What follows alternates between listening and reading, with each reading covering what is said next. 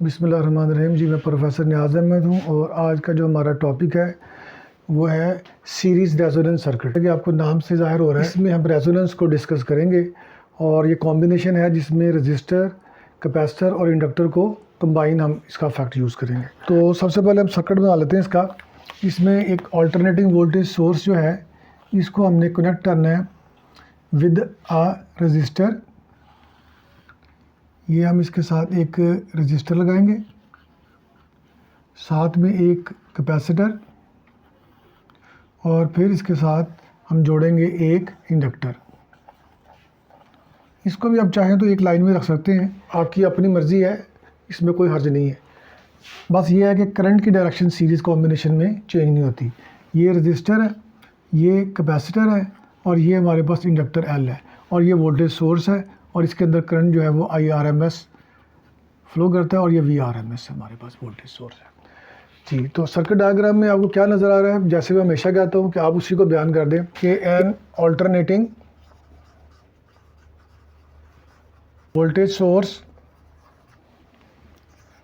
Source is connected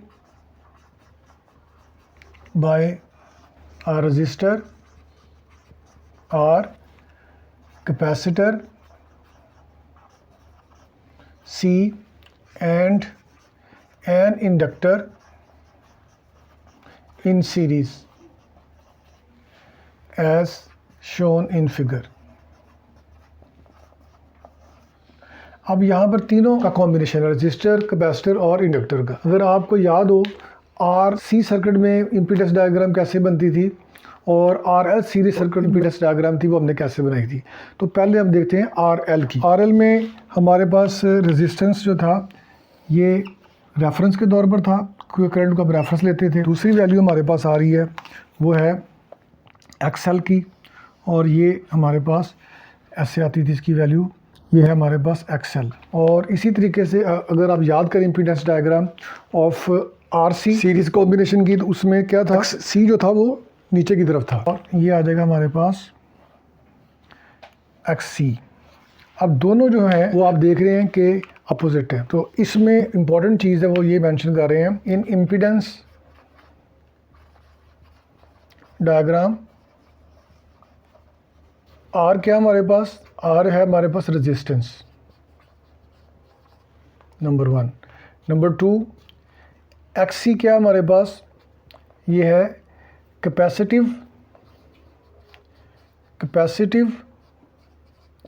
reactance, या जो दूसरा नाम भी इसका है कि रिएक्टेंस ऑफ ए कैपेसिटर, ये भी कह सकते हैं आप। और तीसरे नंबर पे हमारे पास है XL। XL क्या है, ये है जी इंडक्टिव रिएक्टेंस। और आप देख रहे हैं कि XC और XL दोनों एक दूसरे के अपोजिट है। इन इम्पीडेंस डायग्राम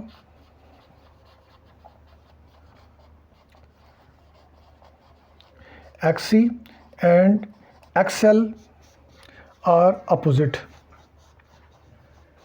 ये दोनों एक दूसरे के अपोजिट हैं, यानी इनके दरमियान जो थीटा होगा वो कितना होगा, 180 डिग्री। तो ये एक MCQ आपसे पूछा जा सकता है। अच्छा, ये जो हमारे पास सर्किट है ये हमारे पास है RLC सीरीज कॉम्बिनेशन। इसमें हम मुख्तलिफ फ्रीक्वेंसी के ऊपर का बिहेवियर देखेंगे कैसा है। तो सबसे पहले हम देखते हैं कि लो फ्रीक्वेंसी अगर हम रखें तो इसका बिहेवियर कैसा होगा, हाई फ्रीक्वेंसी रखें तो इसका बिहेवियर कैसा होगा और उससे क्या चेंज आएगी। तो सबसे पहले देखते हैं eight high frequency. Eight high frequency आपको पता है कि हाई फ्रीक्वेंसी के ऊपर XL है वो ग्रेटर होगा। We know that XL is equal to omega L और XL is directly proportional to frequency, but XC is inversely proportional to the frequency. इसका मतलब ये हुआ कि हाई फ्रीक्वेंसी के ऊपर जो सर्किट है बिहेव करेगा RL सीरीज सर्किट, क्योंकि उसकी जितनी ज़्यादा फ्रीक्वेंसी होगी XL है वो उतनी कम होगी, यानी और वो ज़्यादातर जो सर्किट बिहेव करेगा वो RL सीरीज सर्किट के तौर पर बिहेव करेगा। So at high frequency XL is larger but XC is small. So XL is dominating circuit, behaves as RL series circuit. तो ये सर्किट कैसे बिहेव करेगा? RL सीरीज सर्किट के तौर पर बिहेव करेगा। एट लो फ्रीक्वेंसी क्या होगा? एट लो फ्रीक्वेंसी, अब लो फ्रीक्वेंसी जब होगी, चूँकि हमें पता है कि XC जो अब इन्वर्स रिलेशन है फ्रीक्वेंसी के साथ, तो इसका मतलब XC की वैल्यू है वो लार्जर होगी। At low frequency XC will be larger, but XL will be smaller because XL is directly proportional to the frequency। जितनी फ्रीक्वेंसी कम होगी XL भी उतना कम होगा। तो सर्किट बिहेव करेगा कैसे? सर्किट बिहेव करेगा as a RC circuit. So XC dominate, circuit behaves as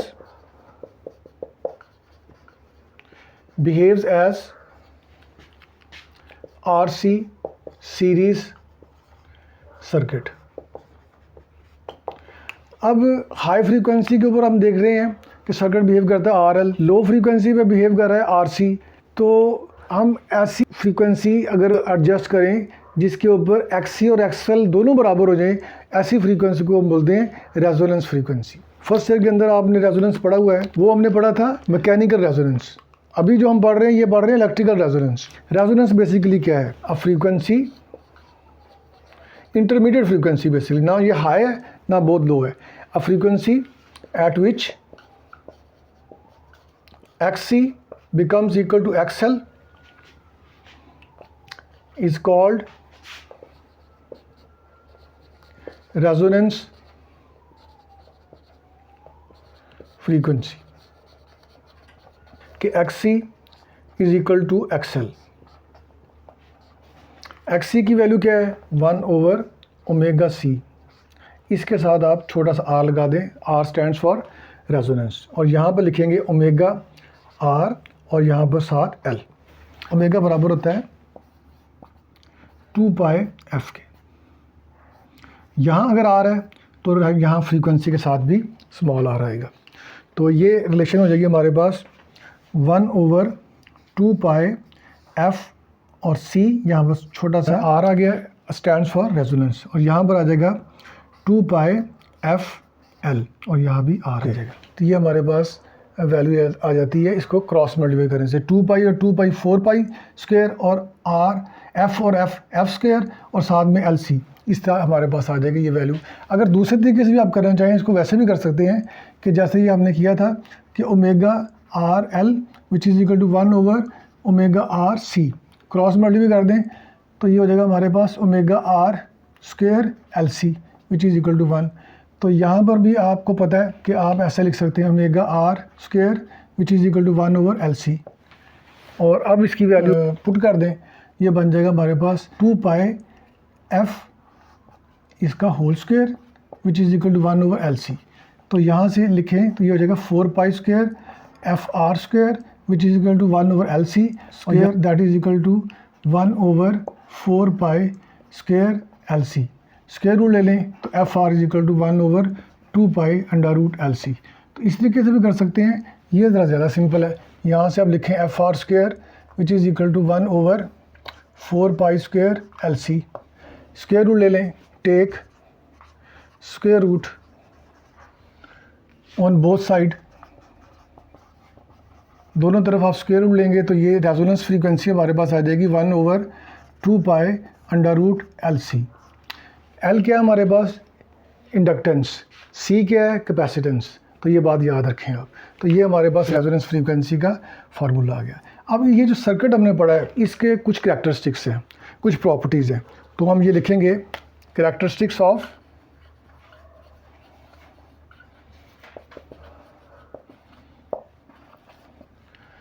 series circuit.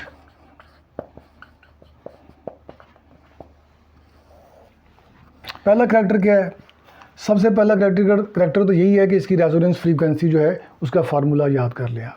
The resonance frequency is given by resonance frequency is equal to 1/2 pi under root LC। इस diagram थी वो मैं दोबारा draw कर देता हूँ यहाँ पर कि ये रेजिस्टेंस थी यहाँ पर और यहाँ पर था XL और नीचे था XC। ये थी हमारे पास XC। ये दोनों एक दूसरे के इक्वल और अपोजिट हैं रेजोनेंस पे और एक दूसरे को कैंसिल कर देती हैं और सर्किट जो हमारे पास बचता है वो बचता है प्योरली रेजिस्टिव।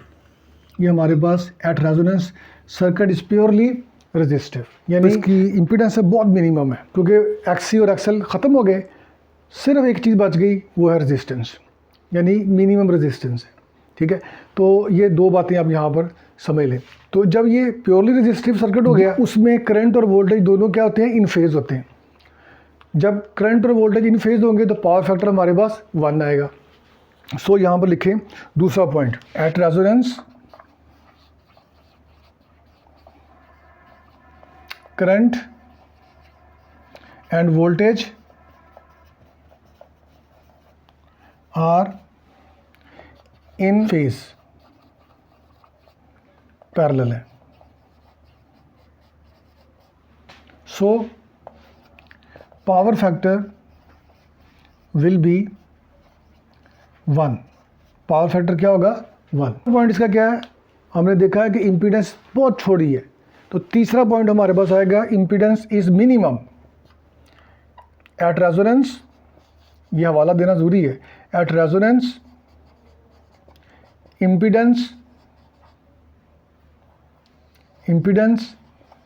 इज मिनिमम, बहुत कम है।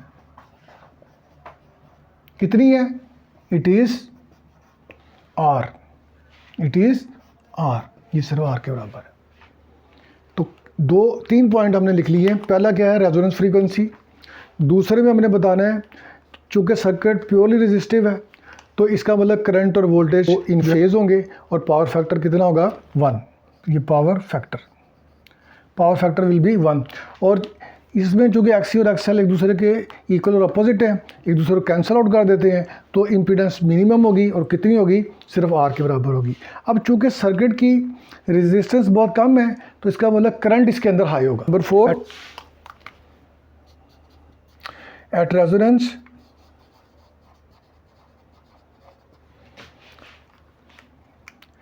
current will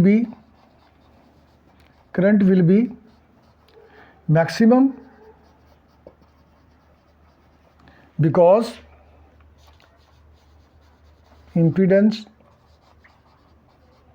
is minimum। ये लिख दें तो आपकी मर्ज़ी है, ना लिखें तो भी आपकी मर्ज़ी है, मगर इसमें शर्त यह है कि इफ़ V0 इज़ कांस्टेंट। अगर V0 कांस्टेंट हो, ऑल्टरनेटिव वोल्टेज में पीक वैल्यू कांस्टेंट रहे तो उसमें फिर मैक्सिमम वैल्यू करंट की आएगी। ये हमारे पास चौथा पॉइंट आ गया। इसकी डायग्राम बनाना चाहें तो आप बना सकते हैं।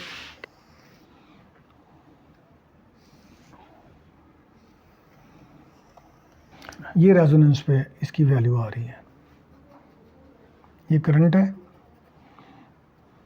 ये करंट की वैल्यू है और ये फ्रीक्वेंसी की वैल्यू है और ये हमारे पास रेजोनेंस फ्रीक्वेंसी है। पांचवा पॉइंट और लास्ट पॉइंट इसका होगा कि एट रेजोनेंस